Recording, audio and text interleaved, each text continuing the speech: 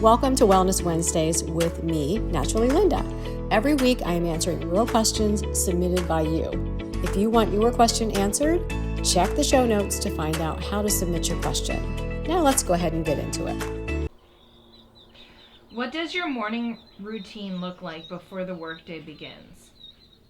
My morning routine starts off intentionally. It did not always start off intentionally. I used to wake up and, right to the phone, do all those things. Now I just need to start slower and more mindfully. So what does that mean? I wake up, generally go to the bathroom, we let our dogs out. I go and make either a cup of coffee or a cup of tea. I sit down with my husband, we sit down with the dogs, we have a little conversation in the morning, and I just need to start my day with that slower flow. I have realized as I'm older, I really need to think about kind of the energy I'm putting out and then the energy I'm bringing in. So that is how my mornings start, really mindfully, quiet. I mean, every once in a while you get up and, you have to go run here and run there. But even when I have, say, an early morning meeting, like I went to New York City for this, and I had to be there at a certain time, I'm going to get up a little bit earlier so I don't have to rush. And I can keep that intention in my morning so it carries through the rest of the day. How has your definition of health changed as you've gotten older? Well, I talked a little bit about how I start my mornings with intention, and it's really paying attention to my energy throughout the day. Before, I would just power through and, just do whatever I needed to do. Now, health means being a little more mindful of all of those things and truly taking the time to stop and have that drink of water, to stop and fulfill my body with something nutrition at lunch. So again, I think I talked about this earlier too. Health is not just about food and exercise. It's about what you feed your mind as well. So I do a lot of mindless exercises, which I want to share those with you in other episodes because I think they're incredibly beneficial. So that's a little bit about how I think about health now as opposed to before. What are your favorite simple pantry remedies? Well, a couple of things I always try to keep in my pantry are just like everyday things. I have, of course, my beautiful herbal teas, some of which I purchase, a lot of them I make. So there's my Mullein tea in the springtime, especially. Ken and I have some seasonal allergies, and we'll have that Mullein tea. I've got cayenne pepper. Cayenne pepper is amazing for circulation in the body, and like when you think of cayenne pepper, so sometimes I'll do a cayenne pepper shot. I don't do those on a regular basis, but if I feel something coming on, I have a flu bomb recipe, which I got from Barbara O'Neill and Emma, her daughter. I'll share that with you in a future recipe as well. So I've got the cayenne pepper, I've got lemon. I always have lemon. I don't know if that's considered a pantry item, but lemon water, and then Celtic salt, Baja salt, one of those sea salts that has all of the beautiful minerals in there. That's something that when I do drink coffee, I put a couple of granules of the mineralized sea salt in my coffee.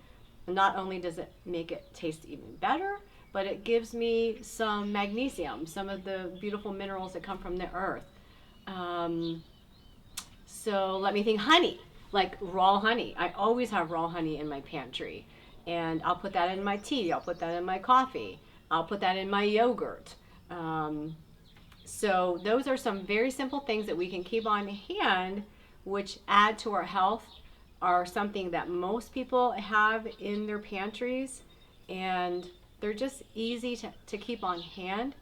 So in regards to the flu bomb, which again, I will share that with you in an upcoming episode, You have the cayenne pepper there. You have the lemon there. Oh, another one is garlic. Garlic is great. It's a natural antibacterial. You can use that for so many different things. I have a really awesome honey and garlic recipe, which I think I've shared with you on social media, but we'll use that in an upcoming Wellness Wednesday episode too. But those are just some basic things that I always have on hand.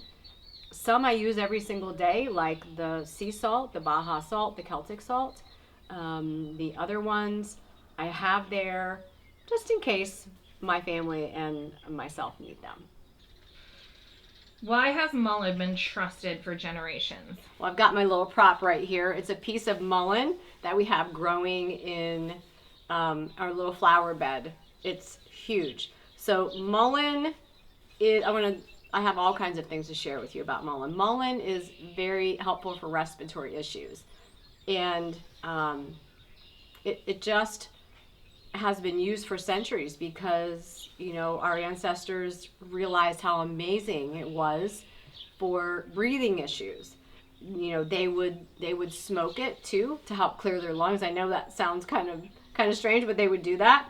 And what I want to show you is the back of the leaf. The front of the leaf is so soft, almost like a lamb's ear, if you've ever seen a lamb's ear growing.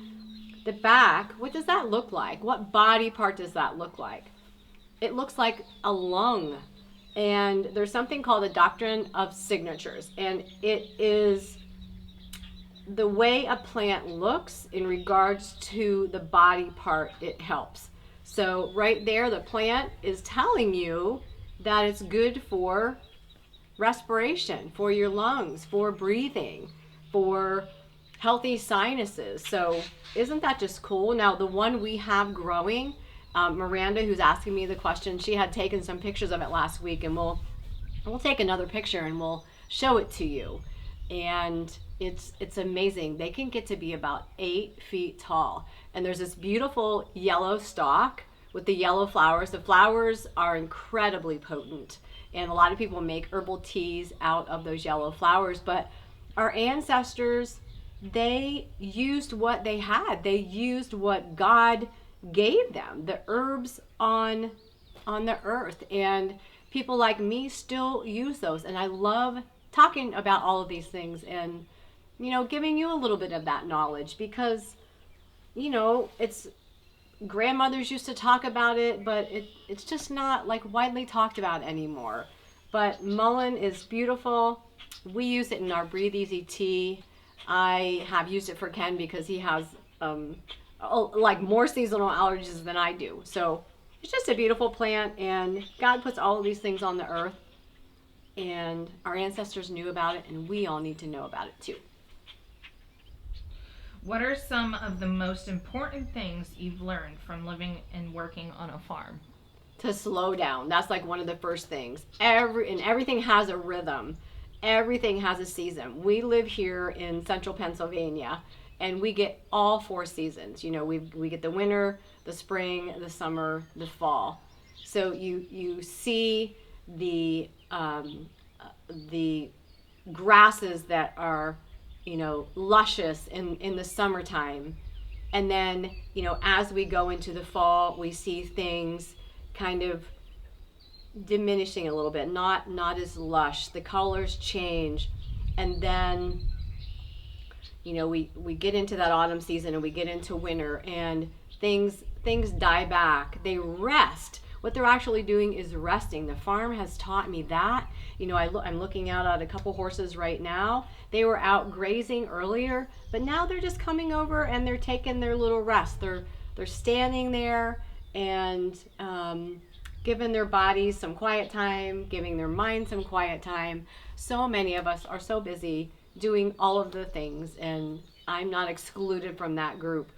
But finding that rhythm, especially, I talk about intentionally getting up in the morning and starting that rhythm from day one, not grabbing for the phone and just going through my morning like that. Rhythm. The rhythm of the farm. It really, for me, it helps me set my intention and just be mindful and be grateful.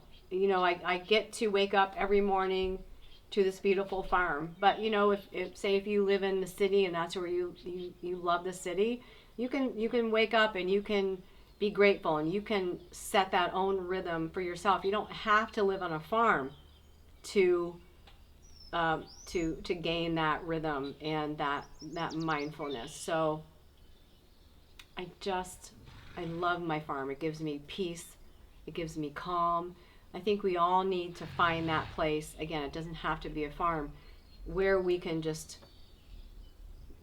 be ourselves, and just breathe. Give ourselves a little bit of room to breathe. So that's how I would answer that question. Can being outdoors and grounding really help stress levels? Oh my goodness, 100%. You know, you can buy a fancy grounding mat, you can buy grounding sheets. I don't have either one of those. But you can do something as simple as go out and touch a tree. You don't have to like literally hug a tree. You can hug the tree if you want to hug the tree.